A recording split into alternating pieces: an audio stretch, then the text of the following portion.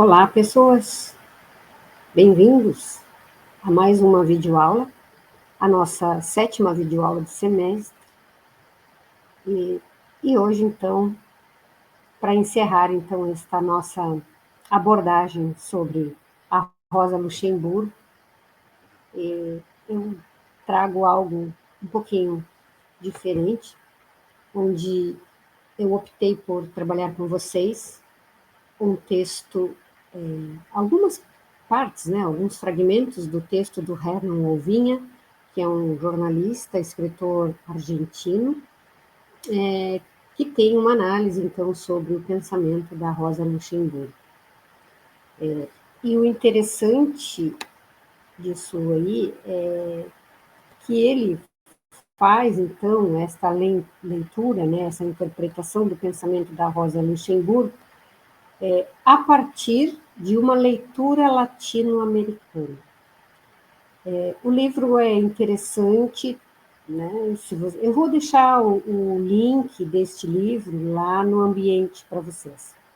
Quem quiser aprofundar um pouco mais, eu vou colocar lá, tá bem?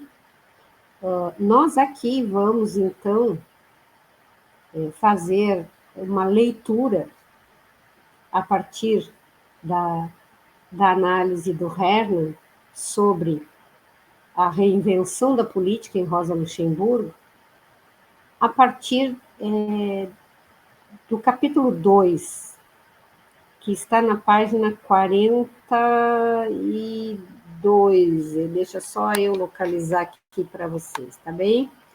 Está na página 42.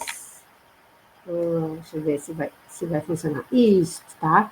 Agora, então, eu vou ampliar aqui para ficar melhor, para nós fazermos, então, esta leitura, tá bem? Vamos lá?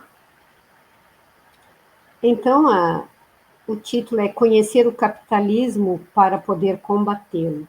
E começa, então, com uma epígrafe do José Carlos, que diz que a Rosa Luxemburgo, figura internacional, figura intelectual e dinâmica, tinha também uma posição eminente no socialismo alemão. Via-se, respeitava-se nela a dupla capacidade para a ação e para o pensamento, para a ação e o pensamento, para a realização e a teoria. Então, a Rosa Luxemburgo era, ao mesmo tempo, um cérebro e um braço do proletariado alemão. Olha que bacana isso, né? Bom, então ele diz que, agora em palavras do Hermann, né, se há algo que acompanha Rosa ao longo de sua vida, como a sombra acompanha o corpo, é, sem dúvida, a vocação dela, né, para compreender a realidade em que se encontrava imersa. Isso é fundamental, em todos os tempos, compreender a realidade onde nós estamos inseridos. Em particular, as profundas transformações que estavam acontecendo em seu tempo histórico, de maneira a potencializar um projeto revolucionário, que conseguisse eliminar todo tipo de exploração ou opressão da face da terra e edificar, assim, o socialismo como projeto civilizatório alternativo. Essa era a proposta da Rosa Luxemburgo. Bom, para isso, uma bússola fundamental, segundo sua leitura, é o marxismo. Na medida em que proporciona contribuições fundamentais para o estudo e o combate do capitalismo como um sistema de dominação. Mas como Rosa o entende? Que interpretação soube fazer da obra de Marx? Infelizmente, muitos dos críticos de Rosa, da época e também de hoje, ignoram esta questão e abordam de maneira fragmentada e descontextualizada algumas de suas reflexões e propostas teórico-políticas para ressaltar supostos equívocos ou então rejeitar apostas políticas que se desviariam da linha correta.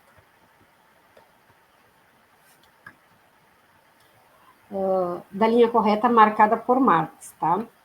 Sendo assim, é fundamental começar elucidando quais são os núcleos principais que, segundo ela, caracterizam o marxismo, para entender o capitalismo e lutar de maneira integral e certeira contra ele, enfocando também as características e os condicionamentos da América Latina no âmbito desse sistema mundo. Como tentaremos colocar em evidência, a Rosa considera o capitalismo uma totalidade, que, como processo contraditório e em constante dinamismo, envolve nosso continente em uma relação global na qual o vínculo entre exploração, acumulação por espoliação e colonialidade é crucial. Depois ele passa, então, assim, a falar sobre a especificidade do marxismo, a especificidade do marxismo, o ponto de vista da totalidade, a praxis e a historicidade. Bom, de acordo com a Rosa, o marxismo constitui uma concepção do mundo que nos permite entender a sociedade e, ao mesmo tempo, transformá-la.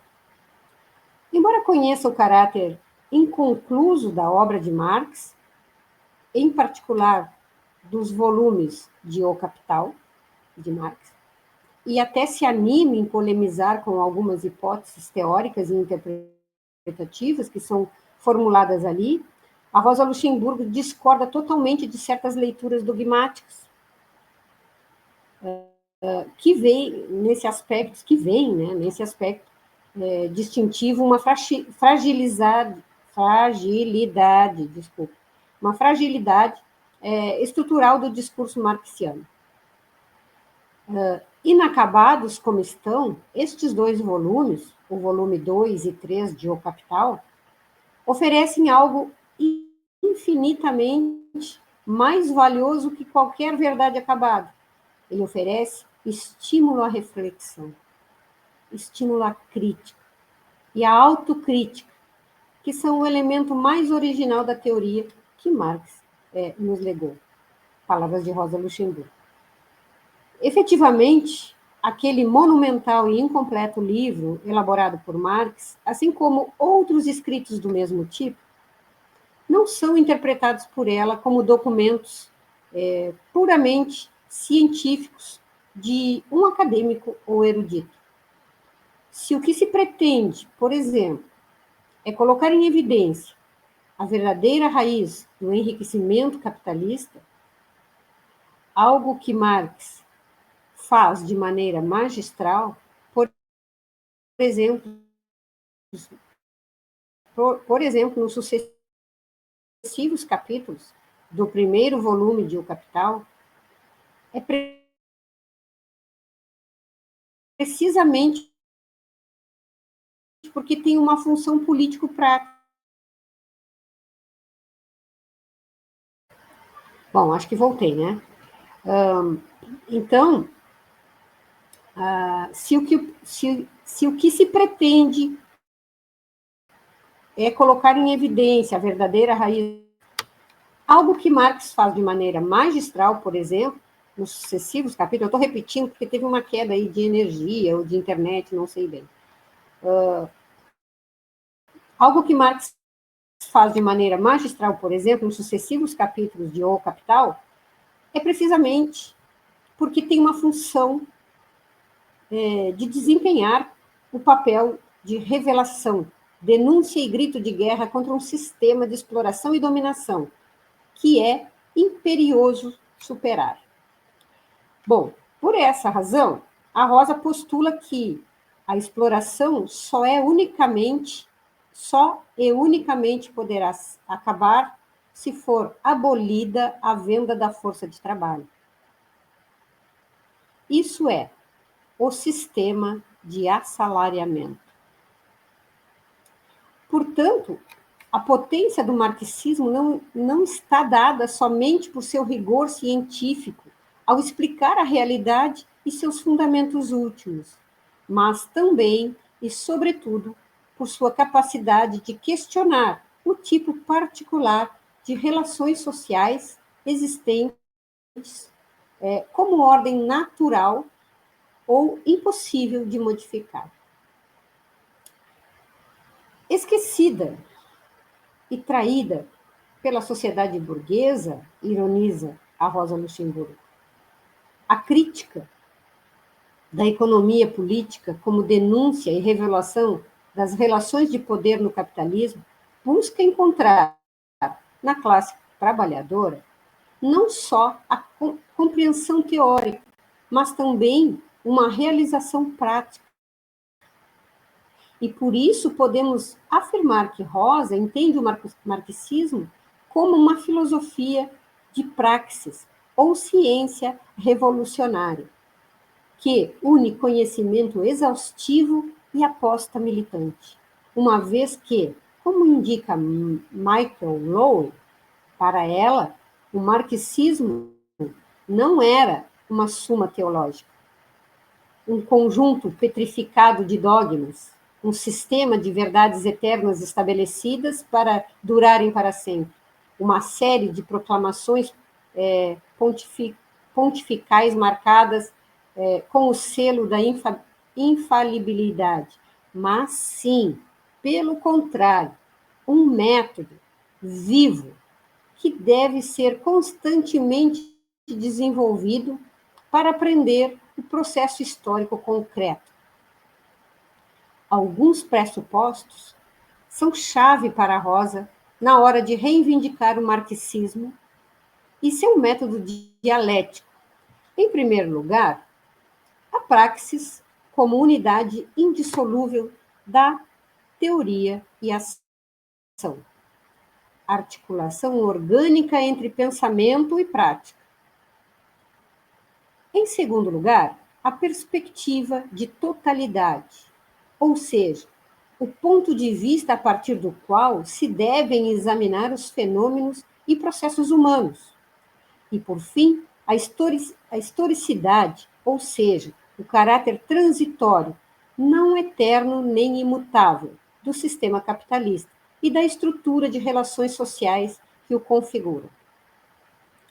Uma das principais perguntas que sempre surgem nos debates teóricos é a realidade.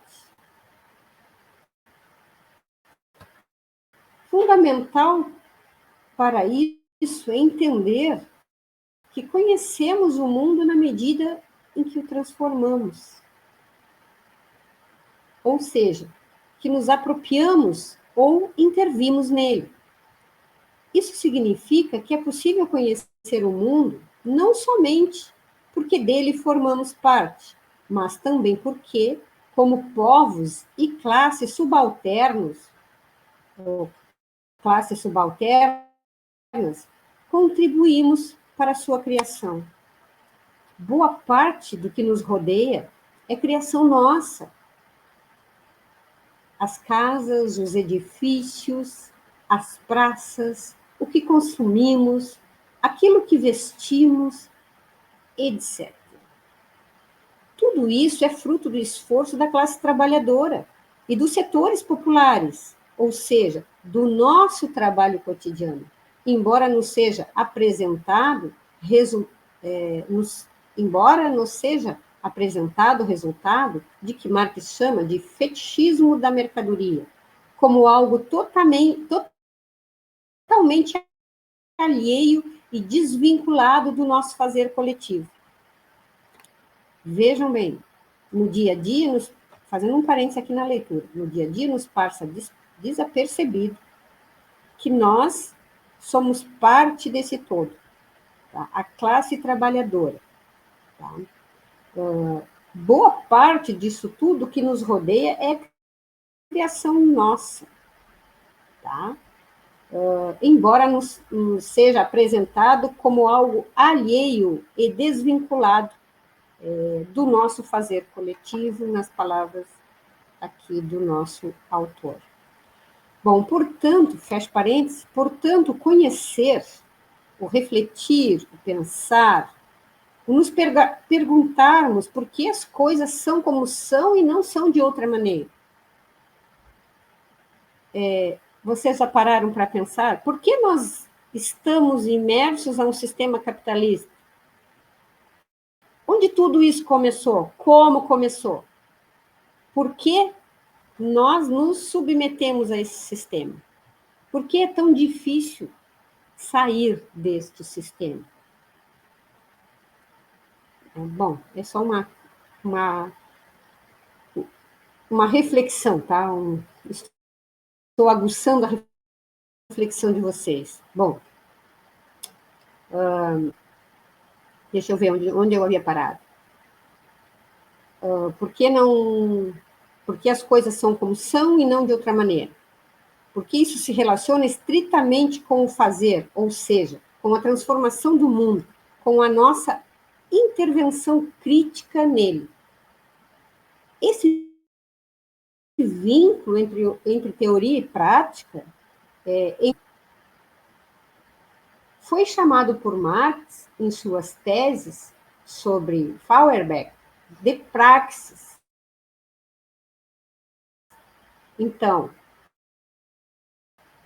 toda a vida social é essencialmente... A internet fica caindo, gente. Vai ter algumas falhas nessa videoaula. Vocês me desculpem, mas ela está meio instável hoje aqui na minha casa. Estou gravando de casa, tá? De manhã, chimarrãozinho do lado.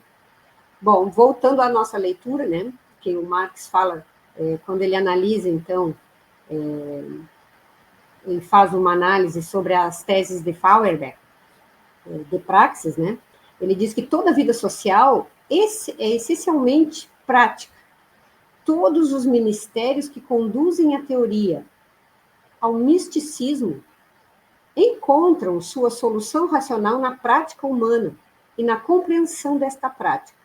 Portanto, a coincidência entre a alteração das circunstâncias e a atividade humana só pode ser aprendida e racionalmente entendida como prática revolucionária. E para exercitar nossa prática, ou seja, para poder interpretar o mundo e, ao mesmo tempo, contribuir para a sua transformação, existem alguns conceitos importantes que nos ajudam a conhecer melhor a realidade. Um deles é, efetivamente, o de totalidade, que não nos deixa sucumbir à aparência dos fatos. Muitas vezes, o que ocorre na nossa vida cotidiana, ou o que a mídia hegemônica mostra, por exemplo, a televisão e os jornais de circulação de massa, é apresentado como algo caótico, confuso, fragmentado, dividido em parcelas ou dimensões, que aparentemente não tem nada a ver com as outras, ou então como fenômenos que, por acontecerem em territórios distantes geograficamente, não condicionam nem mantêm vínculo com o que nos sucede diariamente.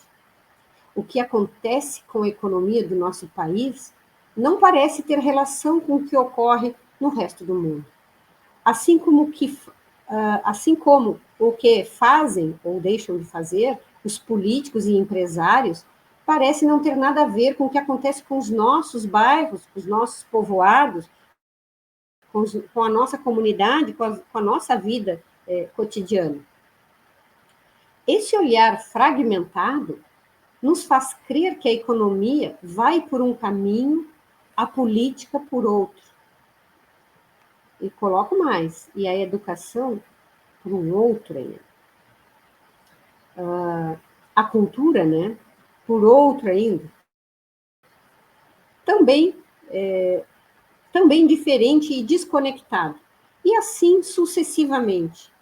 Ou então, que o que acontece na nossa vida privada, por exemplo, dentro das nossas casas, não está condicionado pela maneira como a nossa sociedade está estruturada ou pelos valores, ideias e costumes que nela predominam, tampouco pelo sistema econômico ao qual nós estamos inseridos. E é só uma pequena contribuição para ampliar a nossa reflexão. Tá?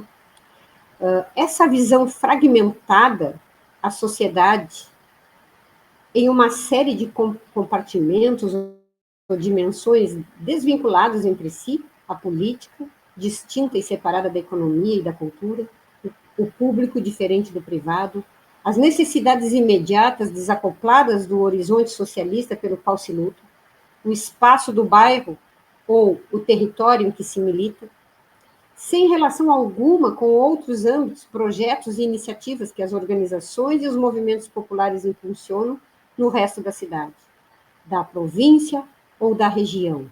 As crises que acontecem em outras latitudes ou continentes, como algo totalmente alheio ao que ocorre em nosso país. No entanto, desse olhar parcial, de acordo com Rosa Luxemburgo, o ponto de vista da totalidade nos permite entender que cada uma dessas dimensões da realidade são momentos, dimensões de uma unidade. Portanto, é preciso entender que a sociedade em que vivemos deve ser vista como uma unidade contraditória. Isso implica ter um olhar integral, partindo da configuração do conjunto, o global, que é o que condiciona, em última instância, cada um dos elementos que conformam essa totalidade. Então, o ponto de partida para analisar a realidade, segundo Rosa Luxemburgo, é entendê-la como uma unidade, em que cada dimensão ou elemento ganha sentido e tem uma função específica, conforme a estrutura geral ou o sistema, que lhe dá forma e coerência. Porque os mesmos elementos ou facetas podem cumprir funções ou ter sentidos diferentes de acordo com a organização do conjunto e segundo lugar que ocupam nele. O importante é ressaltar a interdependência, a conexão mútua de cada um destes elementos entre si, ou seja, não os ver como compartimentos isolados, e sim como momentos de dimensões de uma totalidade concreta.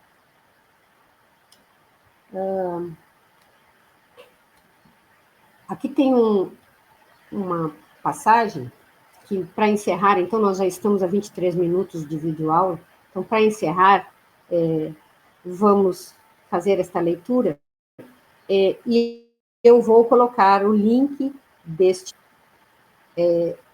lá no e-aula, como eu já falei para vocês, mas eu espero que vocês façam uma leitura mais atenta, tá?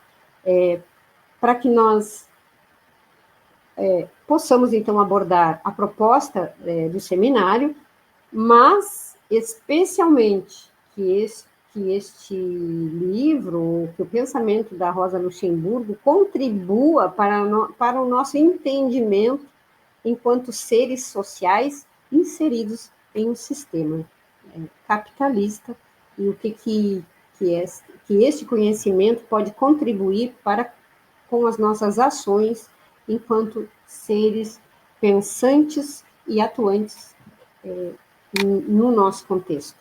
Tá bem? Então, vamos lá. O específico do marxismo. O que diferencia decisivamente o marxismo da ciência burguesa não é a tese de um predomínio dos motivos econômicos na explicação da história, e sim o ponto de vista da totalidade.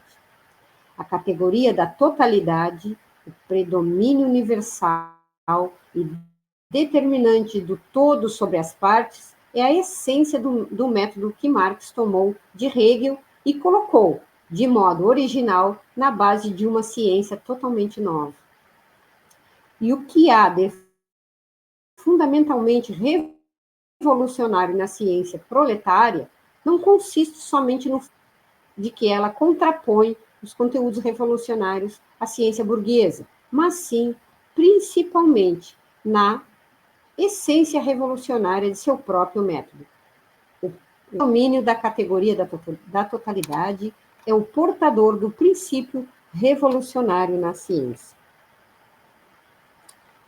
Pessoal, é uma leitura muito boa, muito esclarecedora, muito boa de ser feita. Então, assim, eu solicito que vocês continuem com essa leitura, porque esta é a nossa última videoaula sobre essa autora, e eu deixo, então, esta contribuição para que vocês terminem com a leitura. Se tiverem dúvidas, se tiverem contribuições, é só me chamar que a gente abre um espaço lá no E-Aula para conversarmos, tá?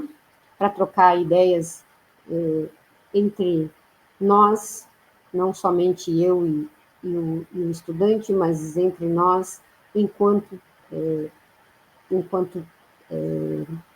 profissionais da educação ou aqueles que estão tentando entrar nessa área, tá? É conhecimento, e esse conhecimento precisa ser entendido muito bem, esclarecido muito bem, entendido para que ele se torne ações, tá bem? Até breve, até a próxima videoaula, um abraço para todos vocês.